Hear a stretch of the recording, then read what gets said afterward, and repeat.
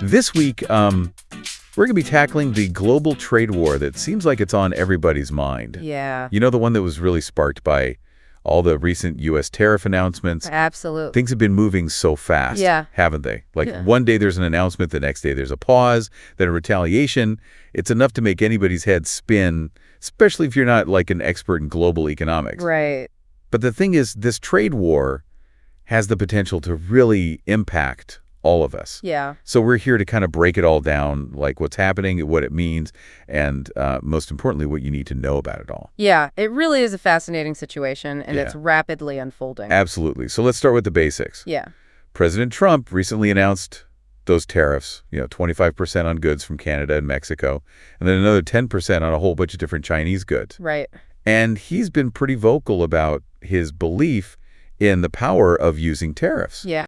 In fact, here's a soundbite of him actually saying this, quote, and I don't want to use countries, I don't want to use names, but tariffs are very powerful, both economically and in getting everything else you want. Yes, that soundbite really speaks volumes, doesn't it? It does. Historically, tariffs have been used as a way to protect domestic industries, Right. but they also carry the risk of retaliation from other countries. Yeah. And that's exactly what we're seeing play out right now. You're right. It seems like every action has a reaction. Yeah. For instance, those tariffs on Canada and Mexico, they've been paused for at least 30 days. Right. But it wasn't a straightforward pause, was it? Not at all. It wasn't just like, okay, we're going to pause this? No, the pause came after agreements on the border security. I see. Canada pledged $1.3 billion for a border plan that involves almost 10,000 personnel, and Mexico committed to deploying 10,000 National Guard troops along the U.S. border. So it's almost like, okay, we'll hold off on these tariffs, but you need to ramp up security.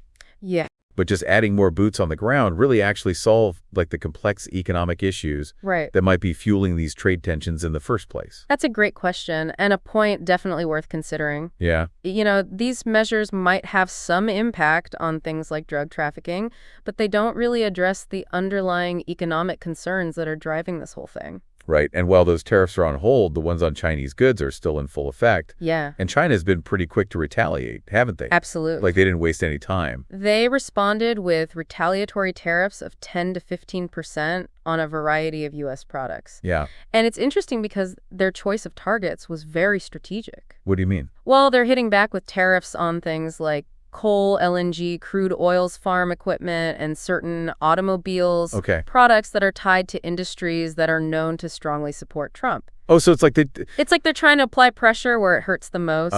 That's a good point. It's not just about the economics. It's about using tariffs as leverage in this bigger political game. Exactly. Trade wars often become entangled with domestic politics. It becomes this intricate dance between economic strategy and political maneuvering. It really does now. While this whole trade war is playing out between the U.S. and China, there's other countries that are finding themselves kind of caught in the middle. Right. And one that we want to kind of zoom in on today is South Korea. Okay. They're in a really interesting position because they're facing both risks and opportunities because of this whole thing. Yeah. What are your thoughts on that? Well, South Korea's situation is really fascinating because there's a potential for them to actually benefit from these tariffs on Chinese goods. I see. Imagine U.S. companies looking to diversify their supply chains and move away from China. Yeah. South Korea, with their strong manufacturing capabilities, could be a prime destination for that. So they could actually be a potential winner in all of this. Potentially, yes. Wow. Let's take semiconductors, for example. Okay. South Korea is already a major player in that sector. And as one expert put it, in markets like the semiconductor industry, companies like SK Hynix already have a strong presence. And if tariffs are imposed on China, South Korean products could gain an even greater competitive advantage. Okay, so that's the upside, but you mentioned risks too, right? Right. What are those? Well, the biggest risk for South Korea is the potential for a decline in demand for what are called intermediate goods. Okay. This is where things get a little complex, but essentially South Korea's economy is built on selling components to China, which are then assembled into final products for export. I see. So if Chinese exports decline because of the tariffs, they'll need fewer of those components from South Korea. Ah, I see. So it's like a ripple effect. Exactly. The tariffs hit China, and then those ripples spread out and hit South Korean manufacturers. Exactly. And that's a serious concern for South Korea's economy. Yeah. As highlighted by another expert who said, our country's export structure depends on selling intermediate goods to China for them to be assembled into the final product for export to other countries. So if demand for China's goods declines, demand for these intermediate goods will also decline. It's a tricky balancing act then, isn't it? Yeah. Trying to capitalize on potential opportunities while also trying to minimize the risks at the same time. Absolutely. And to make things even more complicated, there are rumblings about potential tariffs on the EU. Oh, wow. And even South Korea itself. So this whole thing is like a powder keg. Yeah. And nobody knows where the sparks are going to fly next. If history is any guide, trade wars have a tendency to escalate beyond their initial targets. Right. What starts as a focused measure can quickly snowball into a much broader conflict. Yeah. And that has everyone on edge. Right. And that leads us into what we're going to talk about in part 2 of our deep dive, so stay with us. So we're talking about this situation where everything feels super volatile right now. Yeah. There's a lot of uncertainty. Yeah. You got to be pretty proactive in a situation like this. Right. You can't just sit back and wait. Right. You can't just wait and see what happens. You have to act. Exactly. And it seems like South Korea is doing just that. Yeah. What are they up to? Well, on the government side, they just announced this new Strategic Advanced Industry Fund. Okay, what is the deal with this fund? Strategic Advanced Industry Fund, it sounds like something out of like a sci-fi movie. Well, it's certainly a forward-looking initiative. Yeah. It involves a serious investment, over 34 trillion Korean won, which is about 23 billion US dollars. Wow, that's a huge amount of money. Yeah. What do they plan to do with all that? They're aiming to support high-tech sectors, particularly batteries and biotech. Okay. These are industries that are seen as crucial for the future. So it's about investing in industries that are maybe a little bit less susceptible to these trade disputes? Right. It's like hedging their bets a little bit? Exactly. They're trying to build some resilience into their economy. I see. As they put it in their announcement, ongoing global trade uncertainties, including additional tariffs on China, require close attention. We will establish the Strategic Advanced Industry Fund at the Industrial Bank of Korea to support high-tech sectors like batteries and biotech. That makes sense, but it's not all on the government, is it? Right. I mean, businesses must be scrambling to adapt as well. That's where this idea of private sector diplomacy comes in. Okay. They're not just sitting on the sidelines either. There are some interesting moves happening there, too. Private sector diplomacy, what does that even look like in this situation? Well, take SK Group Chairman Chae Tae-won, for instance. Okay. He's actually heading up a delegation to Washington, D.C. soon. Okay. There's even a possibility of a meeting with President Trump himself. So a direct line to the Oval Office, that's a pretty big deal. Yeah. Can a meeting like that really sway Trump's decisions, though? Especially when it comes to trade. Well, he's known to be pretty unpredictable. It's certainly a significant move. It highlights how seriously South Korean businesses are taking this trade war. Right. As one expert noted, while Trump has not targeted Korea directly, he's threatened tariffs on virtually everybody. He said he wanted to replace subsidies for semiconductor factories with high tariffs. So about making sure that South Korea doesn't get caught in a crossfire, even if they're not the main target. Right. They're trying to get ahead of the curve and minimize any potential damage. That's smart. Okay, so we've got government initiatives, we've got private sector diplomacy. Is there anything else up South Korea's sleeve? Well, some experts are suggesting that Korean companies should leverage local U.S. politicians. Okay. Specifically in Republican-leaning areas where those companies have factories. That's an interesting approach. How would that even work? Well, the idea is to focus on areas that are more likely to support President Trump's policies and highlight the potential negative impact of tariffs on U.S. jobs and investment in those very districts. So it's about demonstrating that these tariffs could backfire and actually hurt American workers. Right. Even if they're intended to help. Exactly. It's about reframing the issue and emphasizing shared interests. I see. They're aiming to show that in a globalized economy, everyone is interconnected. Yeah. And these trade disputes can have unintended consequences that reach far beyond their intended targets. It sounds like a pretty clever tactic. Find common ground and show how everyone benefits from a more open and collaborative approach. Right. It's about recognizing that everyone's kind of in the same boat here. Yeah. And working together is ultimately in everyone's best interest. Okay, so it seems like South Korea is taking this multifaceted approach. You know, they're investing in key industries, they're engaging in high-level diplomacy. Right. And they're even getting involved in local U.S. politics. Yeah, it's a complex situation, and they're not shying away from the challenge. No, they're not. It shows a real determination to navigate this turbulent landscape and protect their interests. It's a multi-pronged strategy for a multifaceted problem. So we've talked about these rising trade tensions, China's retaliatory tariffs, and the particular impact all this is having on South Korea. Right. It's been a wild ride. Yeah. With twists and turns at every corner. Absolutely. We've also seen how South Korea is taking charge with this mix of government initiatives, private sector diplomacy, and some pretty clever political maneuvering. So we've got this trade war that seems like it's escalating, and now we have to ask what happens next. Right. What does this mean for the future of global trade?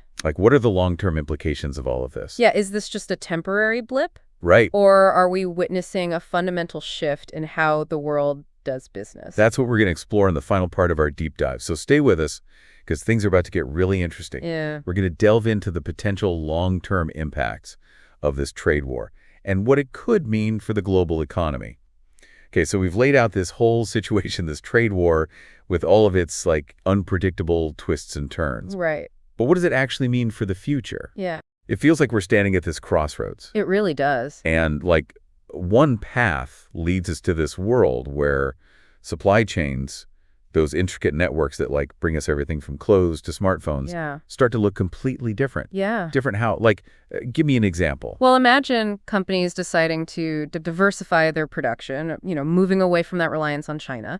They'll be looking for alternative manufacturing hubs to mitigate risk and avoid those tariffs. So places like Vietnam, India, maybe even Mexico could suddenly see this huge surge in investment. Exactly. And that kind of shift wouldn't just impact manufacturing. Right. It could have a ripple effect on global economic power dynamics. Okay. Suddenly, new players emerge on the world stage, challenging existing hierarchies. It's almost like a giant game of economic chess, with countries and companies repositioning their pieces in response to each move. A very apt analogy, and it's not just about where things are made. Right. This trade war has the potential to actually redirect investment flows on a massive scale. Wow. Capital that might have flowed into China could be rerouted to other promising markets. So a whole reshuffling of global capital, all because of these tariffs. Yeah. But let's talk about, the impact on the relationships between countries. Right. Because things already feel pretty strange between the U.S. and China.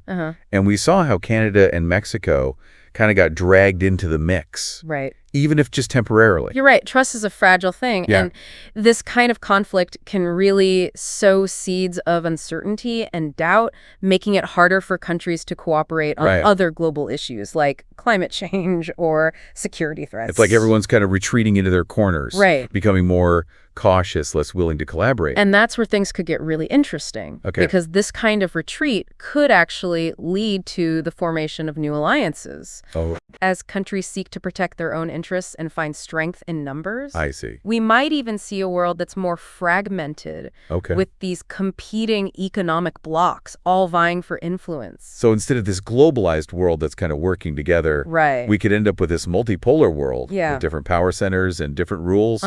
It sounds a little chaotic. It certainly has the potential for instability. Yeah. But there's also another, perhaps more optimistic path we could take. Okay, what's that?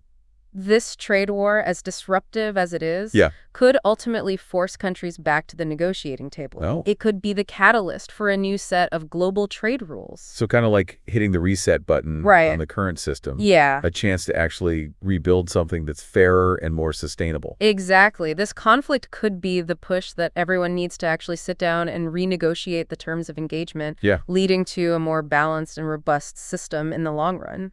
That sounds promising, but it also feels like a long shot. Yeah. Getting everyone to agree on a new set of rules would require a level of cooperation and compromise. Right.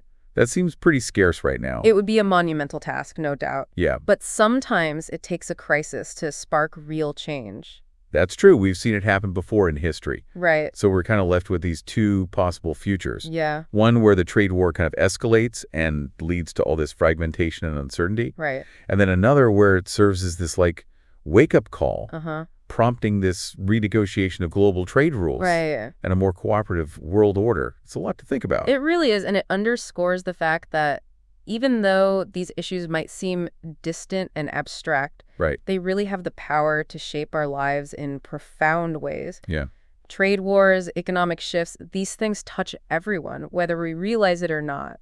It's a reminder that we're all interconnected. Absolutely. And the decisions made by governments and businesses can have these ripple effects that reach every corner of the globe. Absolutely. And that's why it's so important to stay informed, to engage in these conversations, and to understand the forces that are shaping our world. So as we wrap up this deep dive, we want to leave you with a final question to ponder. Okay.